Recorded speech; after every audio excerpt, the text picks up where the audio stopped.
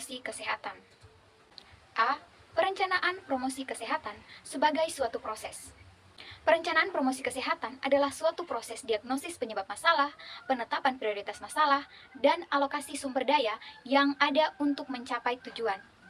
Perencanaan merupakan bagian dari siklus administrasi yang terdiri dari 3 fase, yaitu perencanaan, implementasi, dan evaluasi, di mana ketiga fase tersebut akan mempengaruhi hasil. Perencanaan promosi kesehatan adalah suatu fase di mana secara rinci direncanakan jawaban atas pertanyaan-pertanyaan yang muncul. Sedangkan implementasi adalah suatu waktu di mana perencanaan dilaksanakan. Kesalahan-kesalahan sewaktu membuat perencanaan akan terlihat selama proses implementasi.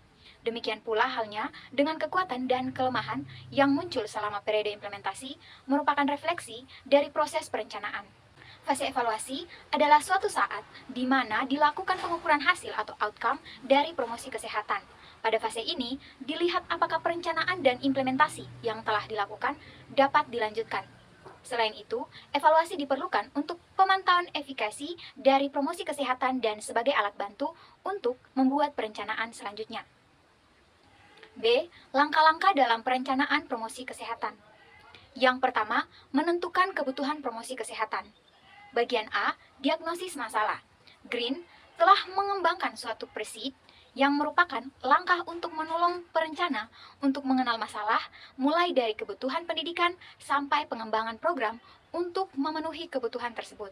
Pada tahun 1991, Green menyempurnakannya menjadi presid-prosid, di mana presid digunakan pada fase diagnosis masalah, penetapan prioritas masalah, dan tujuan program. Sedangkan prosid digunakan untuk menetapkan sasaran dan kriteria kebijakan, serta implementasi dan evaluasi. Langkah-langkah dalam presid-prosid ini yaitu yang pertama, fase diagnosis sosial. Diagnosis sosial adalah proses penentuan persepsi masyarakat terhadap kebutuhannya atau terhadap kualitas hidupnya dan aspirasi masyarakat untuk meningkatkan kualitas hidupnya melalui partisipasi dan penerapan berbagai informasi yang didesain sebelumnya. Pengumpulan datanya dapat dilakukan dengan cara wawancara dengan informan kunci, forum yang ada di masyarakat, FGD, nominal group process, dan survei. Fase kedua, diagnosis epidemiologi. Pada fase ini harus diidentifikasi kelompok mana yang terkena masalah kesehatan, meliputi umur, jenis kelamin, lokasi, suku, dan lainnya. Lalu, bagaimana pengaruh atau akibat dari masalah kesehatan tersebut, seperti mortalitas, morbiditas, disability, ataupun gejala yang ditimbulkan. Dan bagaimana untuk menanggulangi masalah kesehatan tersebut, seperti imunisasi, pengobatan, perubahan lingkungan, maupun perubahan perilaku. Ini diperlukan untuk menetapkan prioritas masalah yang biasanya didasarkan atas pertimbangan besarnya masalah dan akibat yang ditimbulkannya, serta kemungkinan untuk diubah. Fase yang ketiga, diagnosis perilaku dan lingkungan.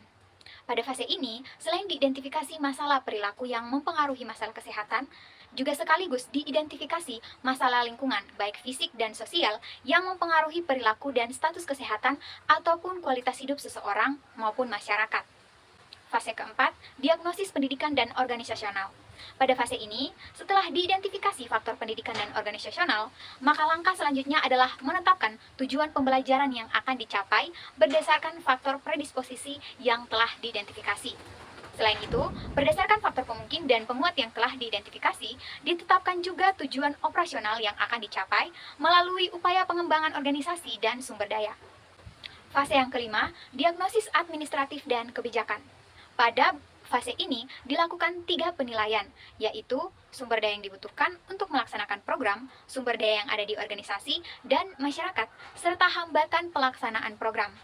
Selain itu juga dilakukan identifikasi dukungan dan hambatan politis, peraturan dan organisasional yang memfasilitasi program, dan pengembangan lingkungan yang dapat mendukung kegiatan masyarakat yang kondusif bagi kesehatan.